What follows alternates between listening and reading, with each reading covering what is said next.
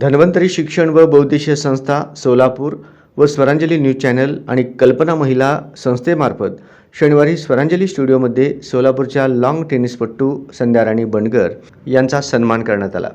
यावेळी धन्वंतरी शिक्षण व बौद्धिशीय संस्थेचे अशोक बिटला, ज्येष्ठ नेते रामचंद्र जन्नू, अंबादास बेंगी, स्वरांजलीचे संस्थापक दयानंद मामड्याल, सौ रेणुका बुधारम, कल्पना बौद्धिशीय संस्थेचे सौ कल्पना हर्षणपल्ली, बीजेपीचे मंडल अध्यक्ष नागेश सरगम, पुरुषोत्तम बुधारम आदी मान्यवर उपस्थित होते। यावेळी सत्काराला उत्तर देताना संध्या राणी बंडगर यांनी समाजातील गरीब व होतकरू खेळाडूंसाठी फ्री मार्गदर्शन करणार असल्याचे सांगितले व आपल्या जीवनात प्रत्येक वेळी काटकसर करून खेळासाठी वेळ देत असल्याचे त्यांनी सांगितले। शासनामध्ये कार्यरत असून मॅडमने स्पोर्ट्समध्ये लॉन टेनिस या खेळामध्ये नुकतंच 2 सुवर्ण आणि 3 कांस्य असे 5 पदकं मिळवलेले आहेत आणि समाजाला भूषण असं एक त्यांचं कार्य आहे। तर बिटला सरांच्या माध्यमातून मॅडमला निमंत्रण दिले, तर मॅडम पण आलेले आहेत, तर त्यांचा एक छोटासा सन्मान पण आपण केलेला आहे। तर यापुढं मॅडमचं जे आहे तर एवढं मोठं ॲक्टिव्हिटीज असताना पण शासनाकडून किंवा इतर समाजाकडून किंवा इतर कुठल्याही संस्थेकडून त्यांना सपोर्ट तर आतापर्यंत मिळालेला नाही आहे। तर त्यासाठी आपण सगळ्यांनी मिळून प्रयत्नशील राहू। यापुढं मॅडमचं आजपर्यंतचा प्रवास ॲक्टिव्हिटीज हे सगळे आपण मुलाखतीच्या माध्यमातून समाजासमोर सोलापूरकरांसमोर आपण मांडू। आपल्या गरीब ठिकाणी पूर्व भागातल्या त्या ठिकाणी आनंदाची गोष्ट आहे, बंडगरताईंनी गेल्या अल्पावधी काळामध्ये या भागातील आपल्या क्रीडा क्षेत्रात योगाच्या माध्यमातून विविध पदके संपादन केलेले आहेत। त्याच पद्धतीने सोलापूरच्या तेलुगुभाषिकांच्या लोकसंख्येच्या प्रमाणात खेळाडू निर्माण होणे अत्यंत आवश्यक आहे, योगामध्ये सहभागी होणे आवश्यक आहे।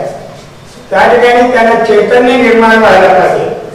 आपल्या तेलुगू भाषिक मुलीमध्ये महिलांमध्ये त्यामध्ये स्वतःची मानसिकता काढून त्यांच्यामध्ये जागृती निर्माण होण्यासाठी बंडगरताईंनी खूप प्रयत्न चालवलेले आहेत। आता या ठिकाणी अशोक बिटला साहेबांनी चांगला एक या माध्यमातून संवाद घडवला।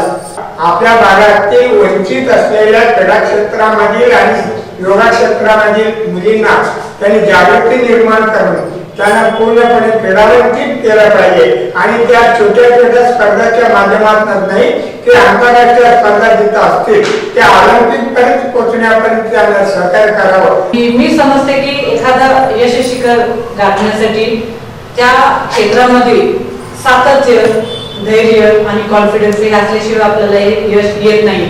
आणि एका दिवसाचं किंवा एका महिन्याचं एका वर्षाचं हे फळ नसते, त्याला सातत्य लागतं। वर्षानुवर्ष डिसिप्लिन लाईफ किंवा एखादा टार्गेट ठेवून आपण जर काय करायला पाहिजे असं ठरवून जर करायला गेलं तर आपल्याला निश्चित यश आपल्या हातात असते। आणि खेळामध्ये काय होतं, एक शिस्त लागते, जीवनाला शिस्त लागते, धैर्य म्हणजे काय आणि बाहेर समाजामध्ये कॉन्फिडन्सनी मुलींनी कसं जावावं याच्याबद्दल एक कॉन्फिडन्स येतो मुलींमध्ये। आणि आजकालच्या ह्याच्या काळामध्ये मुलींना ह्याची खूपच आवश्यकता आहे। आजकाल जे बघतोय आपण सोशल मीडिया आहे बघतो, मुली एका ठराविक याच्यात मर्यादित राहून चालले। त्या मुलींना कसं आहे, आपल्याला बाहेर काढायचं आहे, ग्राउंड मध्ये आणायचं आहे, त्यांचे शारीरिक मानसिक हा जो सगळं क्षमता आहे ते वाढवायला पाहिजे।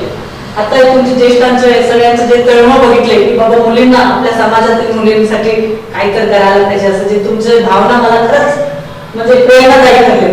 आणि मी तुम्हाला सगळ्यांना आश्वासित करते की जर समजा मुलींसाठी काही करायला मी तयार आहे, म्हणजे मार्गदर्शन म्हणा किंवा त्यांना कॉन्फिडन्स कसं करिअर मध्ये काय करायला पाहिजे हे मार्ग मिळणे सुद्धा खूप आवश्यक आहे। आणि कसं पुरुषांनी मुलींना सांगणं वेगळं, मुलींनी मुलींना सांगणं वेगळं, खूप फरक पडतो।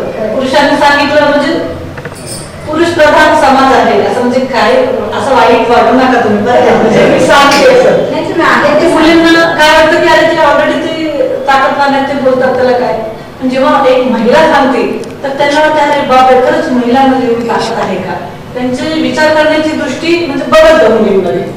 त्यामुळे मला वाटतं की मुलींनी अवश्य खेळामध्ये यायलाच पाहिजे. आणि जसं मी घडली मी लहान म्हणजे एकदम बेसिक पासूनच घडलेली, आम्हाला काय रेडीमेड काय भेटलेलं नाहीये. त्यामुळे मला वाटतं की जे मी जीवनातून शिकलेली आहे ते बऱ्याचशा मुलींपर्यंत पोहोचून त्यांच्या जीवनामध्ये काहीतरी क्रांती घडावा अशी माझी खूप इच्छा आहे.